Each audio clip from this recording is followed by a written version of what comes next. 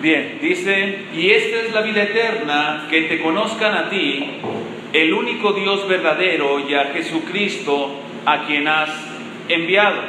Uno de los temas más importantes para la vida de todo hombre es el conocimiento personal de Dios. De tal manera que dice este pasaje que la vida eterna consiste en conocer a Dios. Así que es muy importante para nosotros que nos pongamos en ese camino, en esa dedicación por conocer aún más y más a Dios. De hecho, sabemos que es un distintivo de aquellos hombres que no son creyentes, que viven una vida lejos del conocimiento de Dios. No les interesa saber quién es, qué es lo que piensa, cómo actúa, cómo se conduce Dios. Es importante conocer a Dios. Y de hecho, a través de la historia se han escrito muchos libros, ha habido muchos autores que hablan acerca de cómo es Dios, y para eso vamos a la Escritura, la estudiamos y encontramos en Dios aquellas características que le definen de cómo es decir, sus atributos. El día de hoy vamos a estar hablando de dos atributos de Dios, dos características, dos cosas que nos enseñan a saber cómo es Dios. Y uno de ellos es el amor de Dios y otro es la ira de Dios. Y quiero que me tengan un poquito de paciencia, hermanos, porque de entrada estos dos atributos parecen ser dos atributos que están en contra: el amor y la ira. Pero vamos a ir a través de las Escrituras para tratar de encontrar cómo es que Dios es un Dios amoroso y es un Dios también que está airado contra el pecado. Quiero que por favor busquen también Jeremías, capítulo número 9, versos 23 y 24. Tenemos en Juan 17, el que leímos hace un momento, tenemos esa expresión donde que la salvación, la vida eterna, es conocer al Señor. La vida eterna del hombre consiste en conocer al Señor. Y en Jeremías capítulo 9, versos 23 y 24, nos dice así, de la siguiente manera: así dijo Jehová, no se alabe el sabio en su sabiduría, ni en su valentía se alabe el valiente, ni el rico se alabe en sus riquezas, mas alábese en esto el que se hubiere de alabar, en entenderme y conocerme, que yo soy Jehová, que hago misericordia, juicio y justicia en la tierra, porque estas cosas quiero, dice Jehová. De estos dos versículos nos dan a entender claramente que la salvación del hombre y la gloria del hombre, su bendición, la más excelsa condición se encuentra en esto: en conocer a Dios, en entender a Dios. Si un hombre ha de sentirse completo y pleno, no solamente viéndose favorecido con el favor de Dios, con su gracia, con su salvación, sino que se sienta completo y satisfecho, que él sienta la gloria de Dios en él, es a través del conocimiento personal del Señor. En la iglesia siempre habemos hombres de diferente condición. A veces algunos son altos, otros son chaparritos, otros son gorditos, otros son flaquitos, otros son morenitos, otros son güeritos. Pero en el Señor, conocer a Dios es lo más excelso, lo que nos completa como personas. Y debemos sentirnos satisfechos al saber que Dios se ha mostrado a nosotros. De tal manera que pudiéramos decir, con estos dos versículos, son versículos introductorios a nuestro tema, que ser cristiano es conocer a Dios por la vida eterna que poseemos y por la gloria que nos espera. Nosotros no somos superhombres, no somos impecables. El cristiano no es alguien que nunca falla, no. El cristiano es alguien que se conoce como alguien que conoce a Dios, que entiende a Dios, que sabe por qué Dios actúa de tal o cual manera. Ahora, antes de poder avanzar a que Dios es un Dios de amor, hay que entender algunas cosas acerca de Él, de su persona. Vayan conmigo a Isaías, capítulo número 55, verso número 8 y 9. Isaías, capítulo número 55, verso 8 y 9. ¿Lo tenemos? Ok, dice, porque mis pensamientos no son vuestros pensamientos, ni vuestros caminos mis caminos, dijo Jehová. Como son más altos los cielos que la tierra, así son mis caminos más altos que vuestros caminos, y mis pensamientos más que vuestros pensamientos. Este versículo nos dice claramente que hay una diferencia abismal entre la forma de pensar de nosotros a la forma de pensar de Dios. De tal manera que cuando nosotros nos acercamos al Dios de las Escrituras, lo primero que tenemos que considerar es que Dios es un Dios incomprensible. Ahora, ¿cómo conocer a alguien que es incomprensible? ¿Cómo conocer a alguien que es incomprensible? Esto es algo complejo. De hecho, inclusive, esto debe llevarnos a una actitud. No sé, ¿tengo el texto acá arriba? Sí, ok, digo porque no estoy acostumbrado, pero ustedes lo tienen ahí. Podemos ir a los versículos anteriores, al versículo número 7 y 8. No lo tengo aquí anotado, pero voy a leerlo. Ustedes más o menos me lo sé de memoria. 6 y 7. Ok. Buscad a Jehová mientras pueda ser hallado. Llamadle entre tanto está cercano.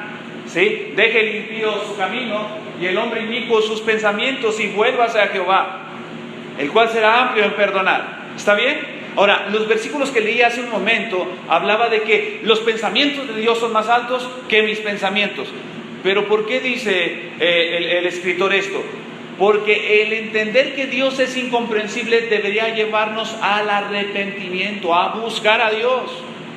Así que, ¿cómo conocemos a un Dios incomprensible? Bueno, arrepintiéndonos, acercándonos con arrepentimiento. Entonces, de tal manera que vamos a ir a las Escrituras y hay muchas cosas que no entendemos de Dios, pero si vamos con una actitud de arrepentimiento, con una actitud de fe, entendiendo que Dios es un Dios perdonador, Dios nos mostrará su gloria, nos mostrará sus pensamientos. Ahora, acompáñenme ahora a Job, capítulo número 26, verso 14. Dios es un Dios incomprensible. Es más, inclusive hay hombres que se han dedicado a estudiar la Biblia una vida entera, hermanos, una vida entera. Y estos hombres, aún en la Biblia, que vivieron una vida de seguir a Dios, de estar en comunión con Dios, pudieron expresar de esta manera. Job, capítulo 26, verso 14.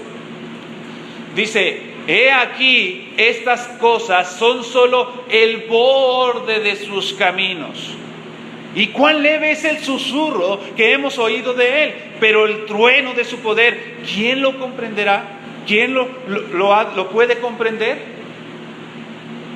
De tal manera que lo que conozcamos de Dios en toda nuestra vida, aun cuando yo fui salvado por la gracia de Dios a los 17 años y pase toda mi vida cerca del Señor, al final de mis días solamente podré decir, Señor, cuán leve he alcanzado a conocerte. Porque tus pensamientos, tu forma de ser y tu forma de actuar es mucho más alta que yo. Hace tiempo yo le daba clases a los pequeños, así como a los niños que salieron hace un momento.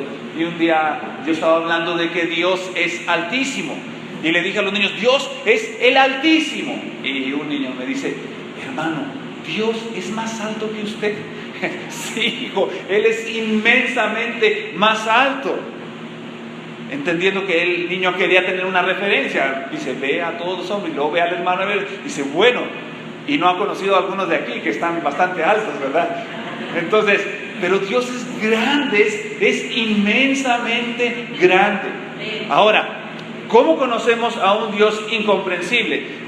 Vayan por favor conmigo a Mateo capítulo número 11. Ustedes tienen la ventaja del proyector y sé que algunas Biblias no tienen que estarse hojeando, así que si yo sigo leyendo, el proyector, perdón hermanos, estoy un poco nervioso, pero ustedes ignoren eso.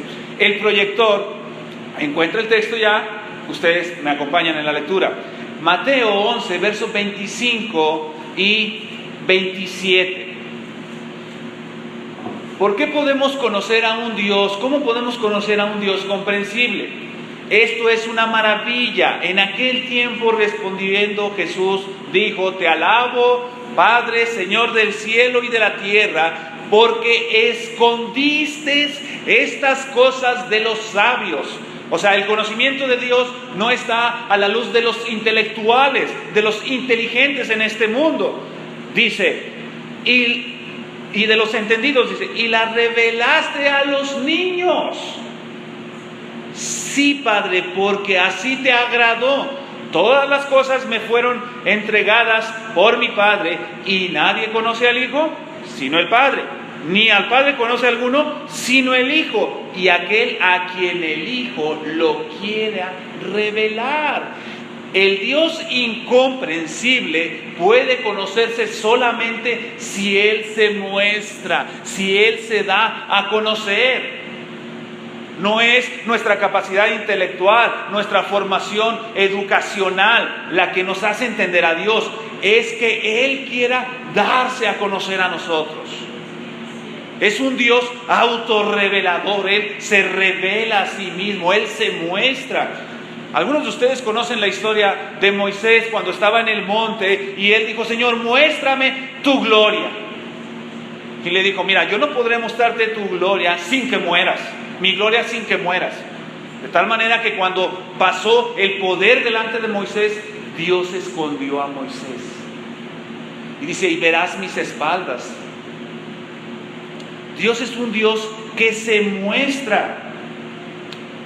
Vean por favor conmigo ahora 1 Corintios capítulo 2. Esta introducción está bastante larga, hermanos, porque nuestros puntos son muy cortos, lo que vamos a decir al final, pero es importante entender cómo es Dios, quién es Dios. Y primero decíamos hace un momento que la salvación del hombre y la gloria del hombre es conocer a Dios. Pero antes de avanzar tenemos que entender que Dios es incomprensible y que Dios es un Dios autorrevelador. 1 Corintios capítulo número 2, verso 9, dice, hasta el versículo número 12, dice: antes bien, como está escrito, cosas que ojo no vio, ni oído oyó, ni han subido en corazón de hombre, son las que Dios ha preparado para los que le aman.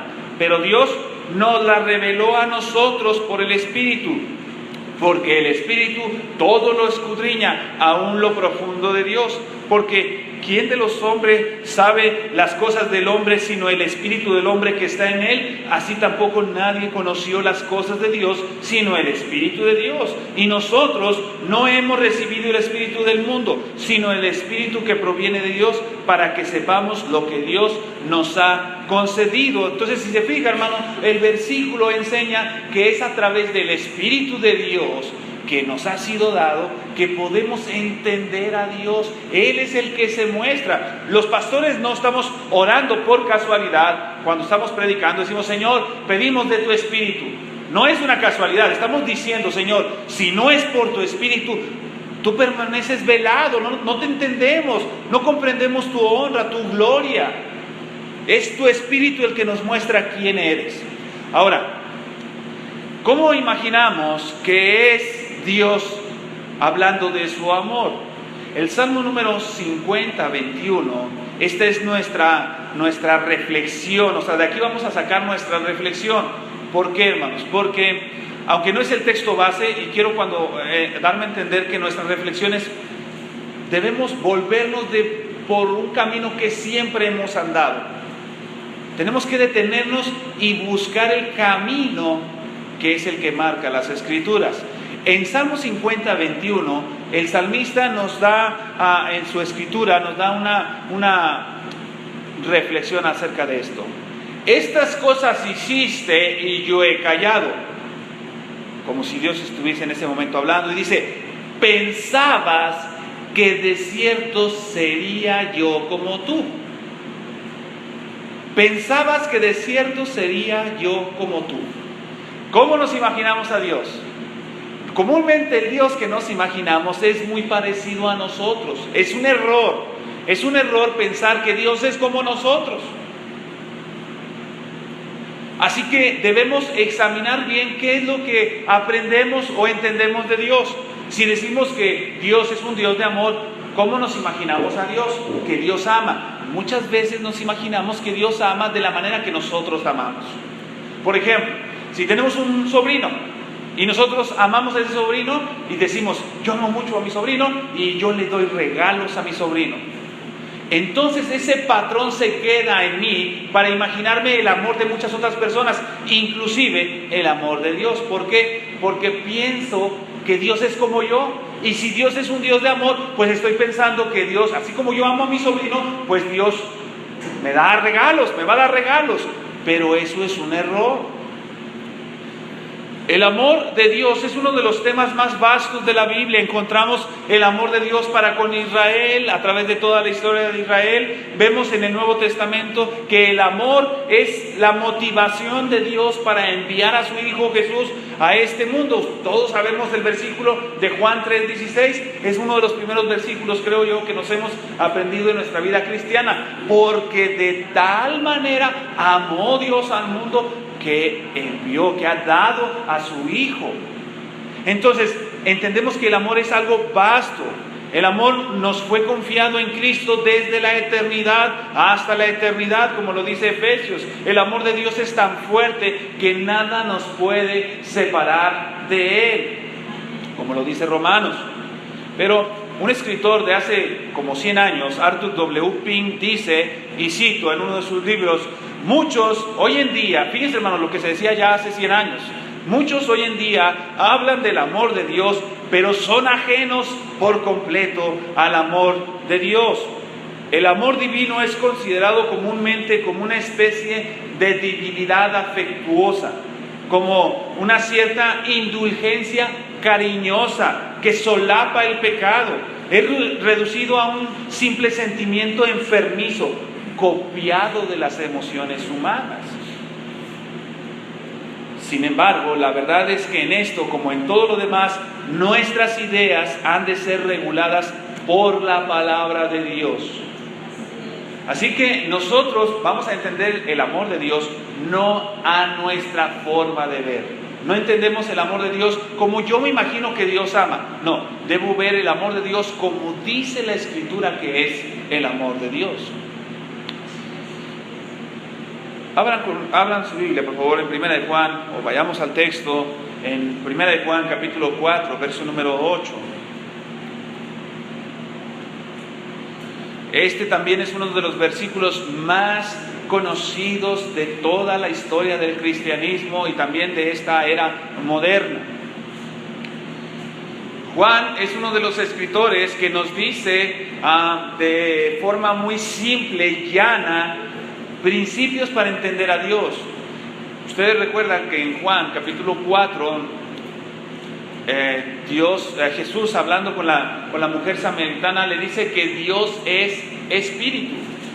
Juan mismo en su carta, en los primeros capítulos, dice que Dios es luz. Y ahora en el capítulo 4, verso número 8, dice así: el que no ama no ha conocido a Dios, porque Dios es amor. Hay un error a veces cuando decimos que Dios tiene amor. Dios no tiene amor, Dios es amor. De tal manera que su constitución divina no es de que Él tiene algo de amor, no, es amor. Dios es amor, pero la Biblia enseña que Dios es espíritu, que Dios es luz y que Dios es amor. Así que su amor no está en contra de su espíritu y no está en contra de su luz. Hay una consistencia en Dios. Dios no está deforme. Por ejemplo, ustedes quizás, no hay niños, comúnmente en la congregación a veces hay algunos niños, pero cuando hemos visto películas con nuestros hijos, vemos que en las caricaturas sale que cuando alguien se enoja, se hace así como que grandote, ¿no? Se enoja, se pone rojo. Son caricaturas. Pero cuando nosotros hablamos del amor de Dios, o por ejemplo, también cuando alguien ama, en una caricatura se pone chapeteado, rojo, salen corazoncitos. Bueno, el problema es que cuando vemos a Dios empezamos a ver como si Dios se deformara. Vamos a ver un versículo donde habla de la ira de Dios y empezamos a ver a Dios como enojado. Y luego vamos a ver un versículo que habla del amor de Dios. Vemos a Dios así todo cariñoso con nosotros. No, porque esto va a distorsionarnos el concepto de Dios, el conocimiento de Dios se va a ir por un lado equivocado. Vea por favor ahora conmigo Mateo capítulo número 3, Mateo 3, versos 16 y 17. Dios no tiene amor, el amor, Él es amor. Estamos hablando de la esencia de la divinidad. Dios es el amor perfecto. Y su definición, más que como un concepto, vemos en la Escritura, vamos a ver en la Escritura un versículo que ustedes conocen, pero que nos expresa el principio que gobierna la expresión de su amor. Dice Mateo 3, versos 16 y 17. Y Jesús, y fíjense que parece ser que es un texto que no nos habla del amor de Dios, pero aquí está. Y Jesús, después que fue bautizado, subió luego del agua, y he aquí los cielos fueron abiertos. Los cielos fueron abiertos, y vio al Espíritu de Dios que descendía como paloma y venía sobre él. Y hubo una voz de los cielos que decía: este es mi Hijo amado, en quien tengo complacencia. Mi Hijo amado. Esta escena, hermanos, nos está hablando de una escena gloriosa. Se abre el cielo, es decir, que toda esa limitación que tenemos como seres humanos se ve como un canal de gracia abierto, Dios manifestando su amor. Y si se fijan ustedes, este amor no es para con las personas, es para con su Hijo. Es decir, que la plena expresión del amor de Dios se encuentra en esa relación perfecta del Padre, el Hijo y el Espíritu Santo. Porque ahí el Espíritu Santo descendió amando y equipando a Jesús para la obra del ministerio, y Dios dijo literalmente: este es mi Hijo amado. Este es mi Hijo amado. No importa cuántos hombres menosprecien a Jesús en este mundo, Él no es alguien que esté mendigando el amor. Yo quiero, Dios o Cristo diciendo: yo quiero el amor de los hombres, de las mujeres, yo quiero su aprecio. No, porque Él es amado por el Padre. Él tiene ese amor de Dios. El Padre le ama, el Padre Celestial ama a Jesús. Ahora, es interesante, hermanos, un predicador dice que la razón por la que nosotros somos salvos no es porque Dios nos ama a nosotros. ¿Usted sabía eso? Encontramos en las Escrituras que Dios nos ama a nosotros, pero esa no es la razón por la que nosotros somos salvos. Nosotros no somos salvados porque Dios nos ama. Nosotros somos salvados porque Dios ama a su Hijo. Y desde la eternidad, yo quisiera que con una imaginación santa usted piense que no hay nadie, solamente está Dios el Padre, Dios el Hijo y Dios el Espíritu Santo. Y Dios el Padre le revela el plan al Hijo y le dice: mira, hijo, voy a crear un grupo de seres humanos, una raza, la raza humana, pero ellos se desviarán, irán en pos de su propio pecado y se convertirán en seres inútiles. Pero Señor, pero Hijo, imaginando que es el Padre quien le dice al Hijo: Hijo, tú transfórmalos para nuestra honra y gloria. Te doy estas cosas, que estos seres humanos que no sirven, para que tú los hagas útiles para el servicio, para la adoración al Dios eterno. Así que nosotros somos salvados porque Dios ama a su Hijo. Nosotros somos un regalo de Dios el Padre para su Hijo. Así que pudiéramos entender que el amor de Dios va más allá de todo aquello que Él pudiera darnos. Hay gente que piensa que mientras tiene salud, Dios le ama. Ahorita escuchaba a la hermana que estaba en unos estudios, ¿verdad? Estaba en unos estudios y decía: gracias a Dios, y el doctor decía que en cualquier momento podría pasarle algo. Pero no importa lo que pase, Dios la ama. Dios la ama. No importa cuántos hombres menosprecien a Cristo, el Padre ama a Jesús. Y gracias a ese amor de Dios para con su Hijo, nosotros podemos ser salvos. Ahora, la ira de Dios. Y aquí como que vamos a chocar, hermanos. Por ejemplo, hace un momento estamos, es más, analizando cualquier canto que hable del amor de Dios. Ustedes van a encontrar 1, 2, 3, 4 cantos. Ahora, ¿cuántos cantos tenemos como creyentes? Y no me refiero a esta congregación, en todas las congregaciones, ¿cuántos cantos como creyentes tenemos cantos que hablen de la ira de Dios, exaltando la belleza de la ira de Dios? No hay cantos, ¿verdad que no? Pero ¿cómo? Si Dios es un Dios de ira, también. Es un Dios de amor, pero es un Dios de ira.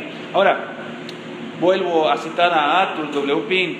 Dice, es triste ver a tantos cristianos que parecen considerar la ira de Dios como algo que necesita excusas y justificación. Por ejemplo, a veces nos encontramos con hombres impíos que nos dicen a nosotros los creyentes, oye, pero en el Antiguo Testamento Dios mandó matar niños de pecho. Y nosotros nos sentimos como apenados. Bueno, mira, es que en el Antiguo Testamento era otra cosa. No, hermanos, la palabra de Dios es la palabra de Dios desde Génesis hasta Apocalipsis. No debemos intentar justificar que Dios es un Dios de ira. Hay algunos que cuando menos celebrarían que no existiese porque les es difícil explicar. Hay algunos que aunque no irían tan lejos como para admitir abiertamente que la consideran una mancha en el carácter de Dios, están lejos de mirarla con deleite. ¿Cuántos cristianos hoy en día podrían decir, Señor, en tu ira me deleito? Y dicen, no, ¿usted se deleitaría en la ira de Dios? Hoy, es una promesa con cierta reserva, pero hoy aprenderemos a deleitarnos en la ira de Dios. No voy a sacar algo nuevo, es la palabra de Dios. Ahora, veamos por favor algunos versículos. La ira de Dios es parte de su carácter y está testificada en las Sagradas Escrituras como parte de la gloria del Dios Todopoderoso. Deuteronomio capítulo número 32. ¿Cuántas personas pudiéramos decir con toda entereza que Dios está airado? Dios es un Dios de ira. Por ejemplo, resulta en ocasiones que estoy yo con mi hijo o con alguno de mis hijos y bueno, cuando yo me enojo, ellos se ponen nerviosos. Ya está enojado mi papá.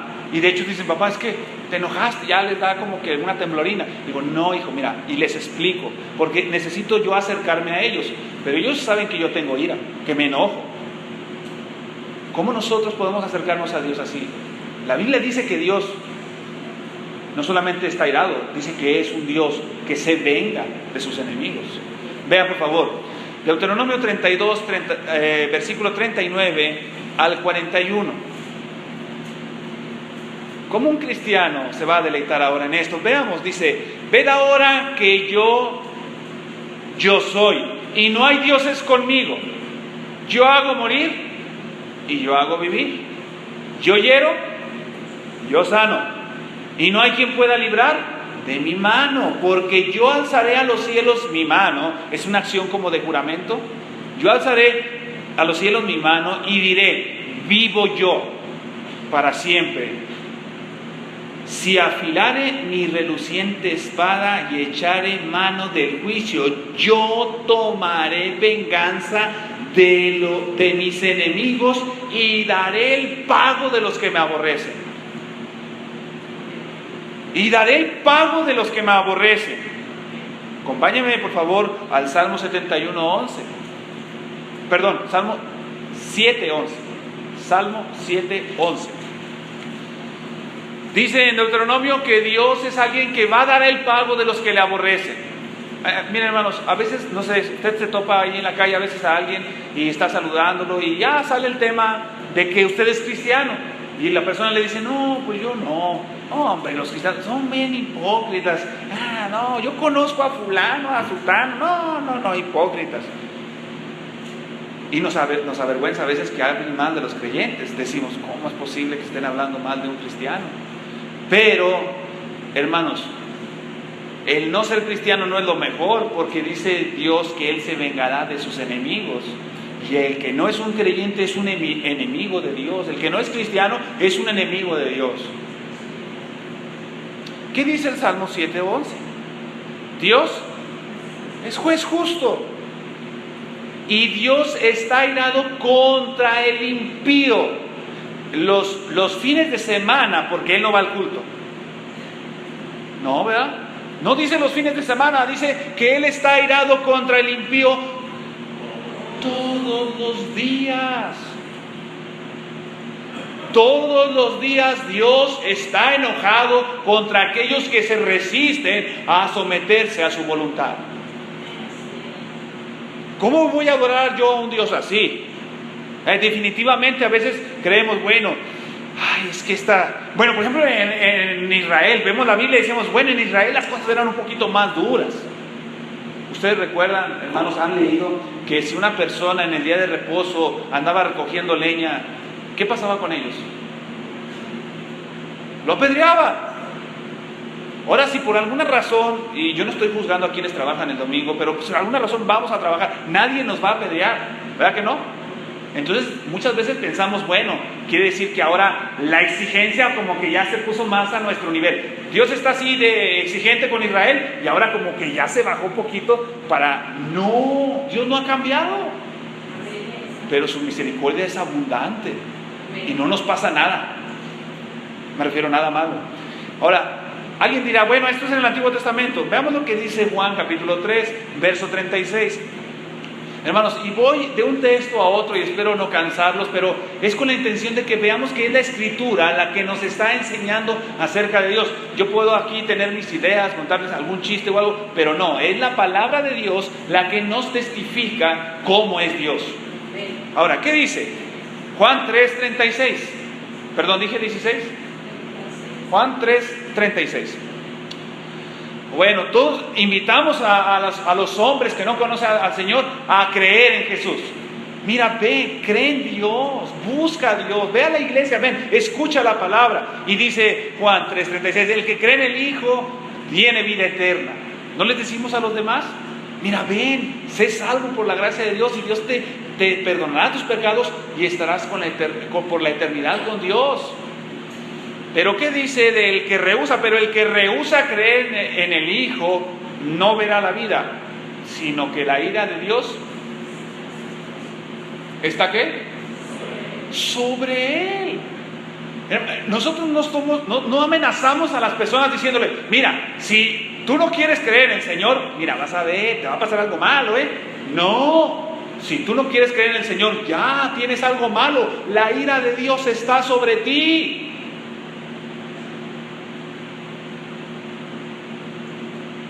Ese es el Dios que adoramos.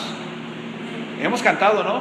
Y me gusta el canto. Tú eres el Dios que adoramos. Un Dios de amor, pero es un Dios de santa ira. Ahora, yo sé, hermano, que a lo mejor le sorprendió hace un momento, que yo dije que vamos a deleitarnos en la ira de Dios. ¿Usted había escuchado ese concepto? No, ¿verdad? Y a veces es nuevo para nosotros, pero veamos las Escrituras. La ira no es una mancha en el carácter divino. Si Dios no tuviese ira, no sería perfecto. Miren, la mayoría son adultos y conocen el concepto, pero ¿cuántos de ustedes aman a los niños?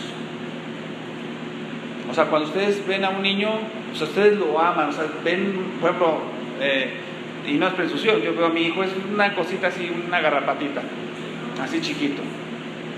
Y yo lo veo y digo, mi hijo es algo hermoso, bonito. Vemos a los niños cantar, decir un texto, ¿no sentimos algo bonito? ¿Verdad que es hermoso?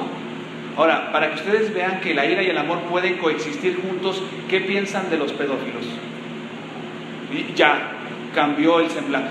Sentimos ira, porque el amor protege. Si una persona ama a los niños y no siente dolor o rabia cuando un niño es abusado, entonces ese hombre no ama a los niños. Si se fijan que no están peleados el amor y la ira, pueden coexistir. Y si eso puede en nosotros, también en Dios. También en Dios. Ahora, podríamos definir que la ira es como la manifestación apasionada y santa de Dios por la conservación de su majestad, de su autoridad, de su verdad y de cumplir sus propósitos en sus criaturas. Dios está realmente comprometido. ¿Qué sucede en el trabajo, no? Cuando alguien está comprometido con el trabajo, yo espero que todos los creyentes que estamos aquí, cuando estemos trabajando, estemos comprometidos, que digamos, vamos a hacer el trabajo. Y cuando algo nos está saliendo mal y nuestro objetivo se está perdiendo, ¿qué decimos? No nos molestamos, oh, es que debieron llevar el embarque, debieron pagar esto, y queremos hacer las cosas. Y nos comprometemos con el trabajo. Dios está muy comprometido con sus criaturas, y Él hará lo necesario para cumplir sus propósitos. Y si es necesario en ocasiones manifestar su ira, lo hará. Ahora, vea por favor conmigo 2 versículos en Romanos. Ya vamos más rapidito porque tenemos el tiempo encima. Romanos capítulo número 1, verso 18. La ira de Dios es un tema de las Escrituras. O sea, no podemos ignorarlo, no podemos decir, ay, bueno, a mí me gusta mucho hablar del amor de Dios. No, sí, a mí me gusta mucho hablar del amor de Dios, pero tengo que ir también a su ira y deleitarme en ambas verdades.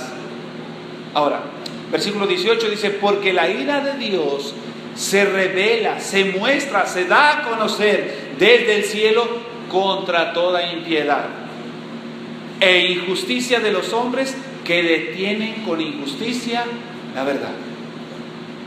O sea, vamos a ver en nuestra vida, hermanos, a lo largo de nuestra vida, vamos a ver que Dios se manifiesta con ira con la impiedad. Vemos a hombres a veces pecando, y a veces nos parece que estos hombres nacieron para pecar toda la vida y que vemos que nunca les pasa nada. El salmo que mencionó Isaac, me gusta ese salmo. Le recomiendo un libro que se llama La Fe a Prueba, del Dr. Martin Lloyd Jones, del Salmo 73. Y dice, el salmista dice, yo me ofusqué porque yo decidí ir por Dios. Y yo veía que los impíos prosperen y todo les sale bien. Y yo me salían las cosas mal. Pero hasta que comprendí el fin de ellos, dice, hasta que entrando en el santuario, Señor, tú los has puesto en deslizaderos, tarde que temprano les harás pagar. Y Romanos capítulo 2, versos del 5 al 11, es una descripción muy hermosa de cómo Dios manifestará su ira de forma santa y justa, porque en esa ira Él también mostrará su justicia. Versículo número 5 del capítulo 2 de Romanos.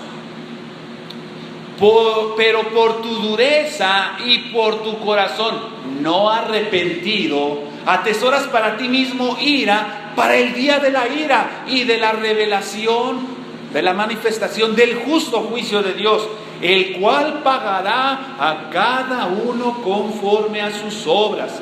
Vida eterna a los que perseverando en bien hacer buscan gloria y honra e inmortalidad. Pero ira y enojo a los que son contenciosos y no obedecen a la verdad, sino que obedecen a la injusticia. Tribulación y angustia sobre todo ser humano que hace lo malo. Al judío primeramente y también al griego, no importa qué raza sea, si se ha dedicado a hacer lo malo, Dios lo atribulará, le dará tribulación y angustia. Pero gloria y honra y paz a todo el que hace lo bueno. ¿Y qué es lo bueno? Es amar a Jesús, amar a Dios, estar con Dios. Al judío primeramente y también al griego, porque no hay acepción de personas para con Dios. Así que Dios es un Dios santo y su justicia es perfecta, su moral es perfecta, no tiene mancha alguna. Él está airado contra el pecado y contra el pecador todos los días.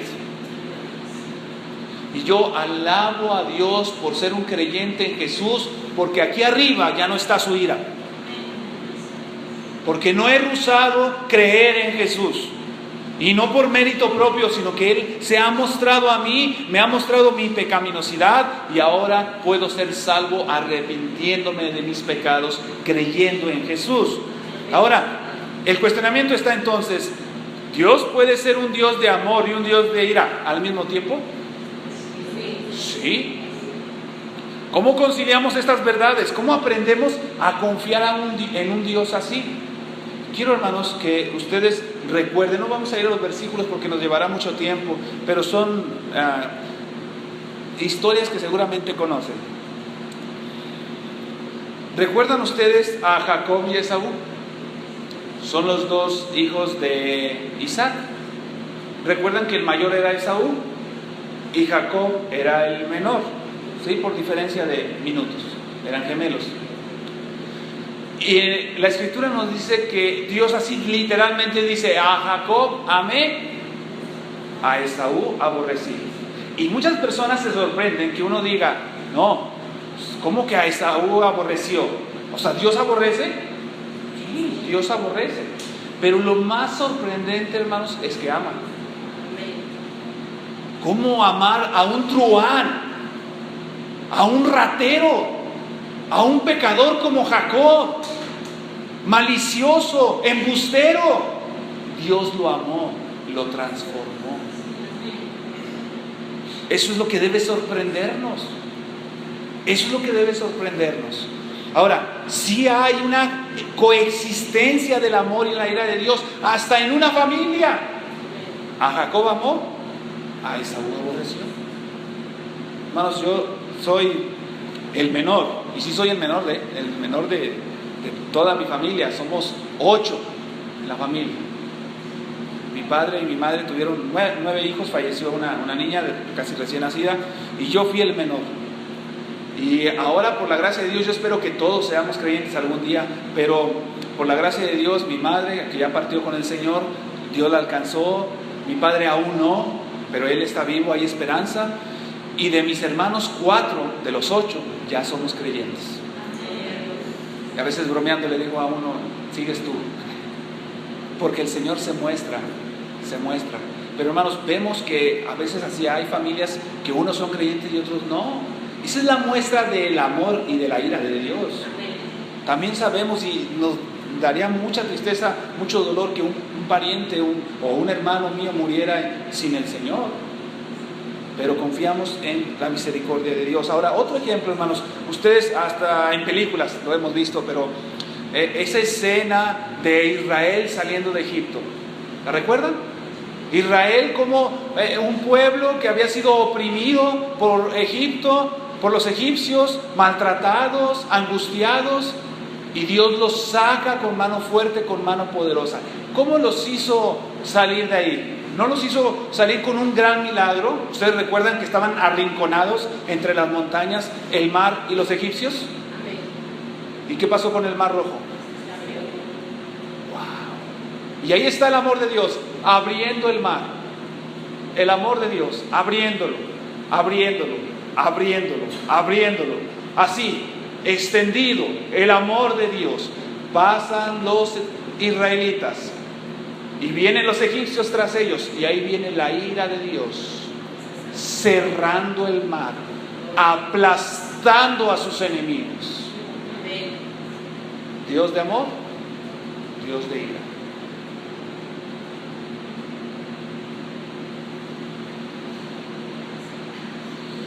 ¿Cuál es el más grande ejemplo en el que pudiéramos deleitarnos del amor de Dios?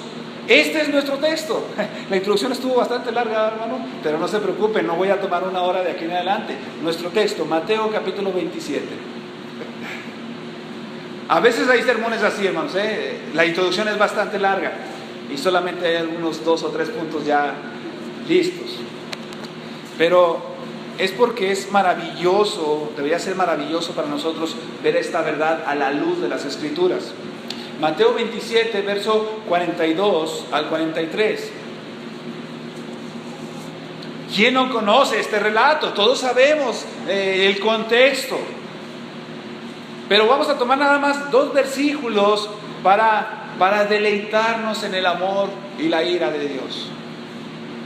Vean, dice, está hablando Mateo de todas esas escenas que él recordó, de cómo los hombres injuriaban a Cristo, le cuestionaban y le acusaban y le decían: a otro salvó, ¿a sí mismo no se puede salvar? Si es el Rey de Israel, descienda ahora de la cruz y creeremos en Él. Ahora yo quiero que analice esto. ¿Ustedes creemos, hermanos, que Dios está dispuesto a hacer cualquier cosa por salvarnos? Pero qué extraño. Ellos dijeron: si desciende de la cruz, creemos en Él. Y yo pregunto, Cristo dijo: wow, es una oportunidad de evangelizar a estos hombres, me bajo de la cruz. No. Versículo 43. Confió en Dios. Vean esta acusación tan seria. Los hombres le dicen: a ver, ese que está colgado en la cruz, confió en Dios, líbrele ahora si le quiere, porque Él ha dicho que es hijo de Dios. ¿Cómo coexisten el amor y la ira de Dios? Aunque Cristo es cuestionado por sus verdugos e inquisidores acerca de su autoridad como Rey de Dios, como el Rey de Israel, y es menospreciado, y también es atacada su identidad, como diciendo: pues no que eres hijo de Dios, no que Dios es tu mismo Padre, que estás hecho de su misma naturaleza. Él es cuestionado, hermanos. Pero vean esta maravillosa escena. Él está colgado en la cruz. Y es el amor de Dios para con nosotros que su Hijo esté colgado en una cruz, recibiendo toda la ira de Dios. Ustedes conocen el pasaje y más adelante Jesús dice: Dios mío, ¿por qué me has desamparado? Una pregunta: ¿Dios abandonó a Jesús?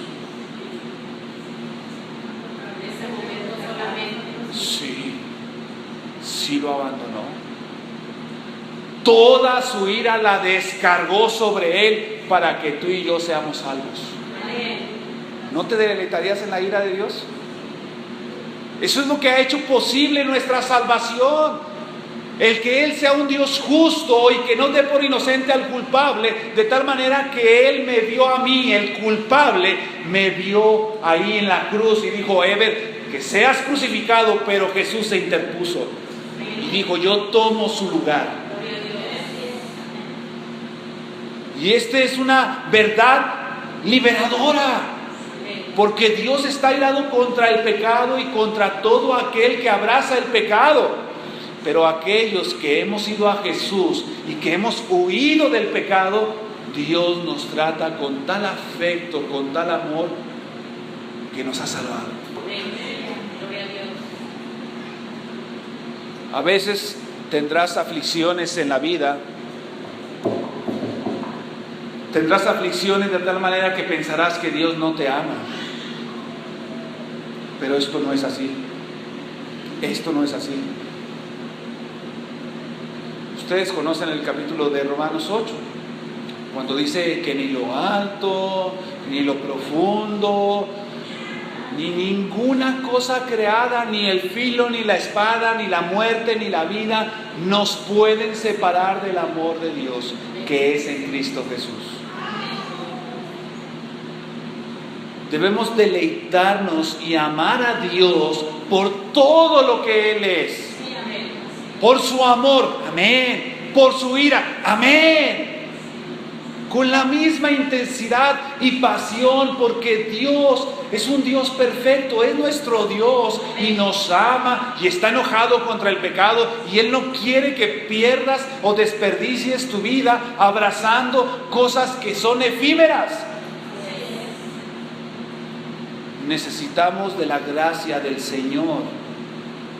¿Y dónde la vemos? ¿Dónde la encontramos como su máxima expresión? Yo decía ahorita del Mar Rojo, ahora me imagino la cruz. Dios abriendo esa gran puerta de la salvación de su amor, crucificando a su propio Hijo.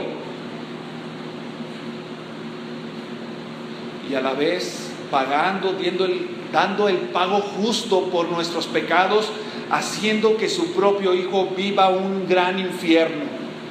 El infierno de Cristo no fueron las espinas en su cabeza, no fueron los latigazos en su espalda, no fueron los clavos ni en sus manos ni en sus pies. El infierno de Jesús es haber sentido que el Padre le había abandonado. Y eso compró nuestra salvación. Gloria a Dios. Cristo es mi Señor. Yo no tengo, hermanos, no tengo con qué pagar a Dios todo lo que Él ha hecho por mí. Y yo debo aprender a glorificar a Dios en la aflicción. Aun cuando yo entiendo que a veces hay cosas que me pasan mal, no todas, pero a veces sí, pero cosas que me pasan mal por causa de mis pecados. Es una justa consecuencia, porque el pago ya Cristo ya pagó, pero a veces hay una justa consecuencia por mis errores. Pero Señor, tú me amas. Señor, tú me amas. Y lejos esté de mí tener esa actitud como esos hombres. Bueno, si Dios me ama, pues que ponga un letrero en las nubes que diga que Dios me ama. Y como vemos que no lo pone, pues le ayudamos nosotros en los carros, ponemos que Dios es amor. Y eso no es malo, hermanos, pero Dios es un Dios de ira. Y debemos hablarle a nuestros amados que deben dejar de abrazar sus pecados y abrazar a Cristo. Porque este es el Dios de la Biblia. Este es el Dios de los cristianos. Y no son inventos humanos. Por último, versículo número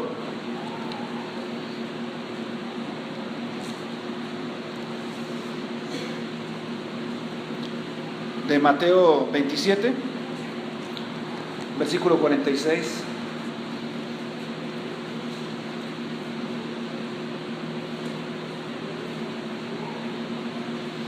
Cerca de la hora novena, Jesús clamó a gran voz diciendo: Elí, Elí, lama sabactani. Esto es: Dios mío, ¿por qué me has desamparado? Algunos de los que estaban allí decían al oírlo: a Elías llama este. Al instante, corriendo uno de ellos, tomó una esponja y la empapó de vinagre y poniéndola en una caña y le dio a beber. Pero los otros decían: deja, veamos si viene Elías a librarle. Mas Jesús, habiendo otra vez clamado a gran voz, entregó el Espíritu. En otra parte de la Escritura dice: consumado es. Entregó el Espíritu. No hay nada más que hacer. O dejas tus pecados para entregarte al Señor, o permanecemos bajo la ira de Dios. De todo corazón, yo no sé cuántos de aquí sean creyentes y cuántos no lo sean, pero siempre, aunque seamos creyentes, necesitamos del Evangelio. Necesitamos recordar estas verdades. Y si tú estás asistiendo aquí, debes saber que Dios ciertamente ama a pecadores para salvarlos, pero si esos pecadores no se arrepienten, recibirán el justo pago por sus pecados. Creamos en el Dios de la Biblia. Que Dios sea ensalzado, que Dios sea glorificado. Oremos.